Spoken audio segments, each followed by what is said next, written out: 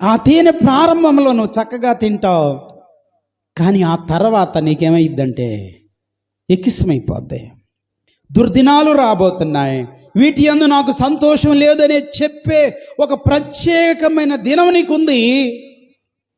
ఇప్పుడు నువ్వేం చేయాలంటే, సంతోషం లేదని చెప్పు సంవత్సరం రాకమునిపే తేజస్సునకు సూర్యచంద్ర నక్షత్రములకు చీకట కమ్మబోతుందంట.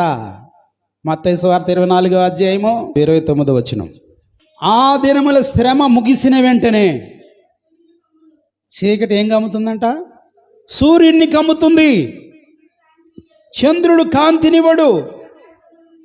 ఆకాశము నుండి నక్షత్రములు రాలును, ఆకాశ మండల శక్తులు కదిలించబడును. అప్పుడు మనిషి కుమారుడు ప్రభావంతో మహామహిమతో మేఘారుడై వచ్చుడు చూసి భూమి అంతటి సకల గోత్రముల వారు రొమ్ము కొట్టుకొందురు. చాలు, అమయమైద్దంట. యేసయ్య రాబోతున్నాడు. ఈ ఎక్కిసమైనవన్నీ ఎదురు పెట్టుకొని,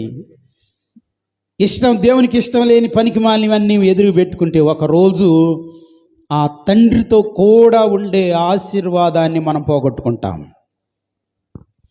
అందుకే ఒక రోజు రాబోతుంది, ఆ రోజు సూర్య చంద్రులు ఏమవుతాయంట?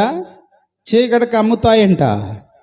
సూర్యచంద్రులు చీకటికి అమ్మితే, నక్షత్రాలు రాలిపోతే, అంతం రాబోతున్నప్పుడు, ఆయన రాకడ వచ్చినప్పుడు మనము ప్రభువుని ఎదుర్కోవడానికి వెళ్ళలేకపోతే మనకంటే దౌర్భాగ్యులు ఇంకెవరైనా ఉంటారా? కనుక వాక్యం ఏం చెబుతుంది? ఇదే అనుకూలమైన సమయం, ఇదే రక్షణ దినం. ఇంకా రేపు ఏమైనా ఉందా? రేపు అనే దానికి రూపు లేదు.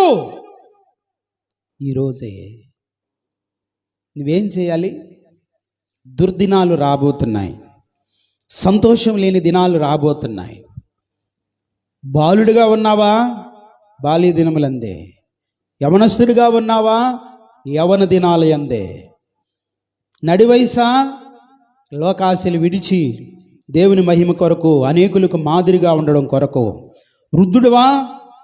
పిల్ల చేష్టల మాని నువ్వు ఒక పెద్దవాడు అనే సంగతి గ్రహింపు కలిగి నిన్ను నువ్వు కట్టుకోవడానికి దేవునిలో బలపరచబడుదుమగాక. దేవునికి స్తోత్రం.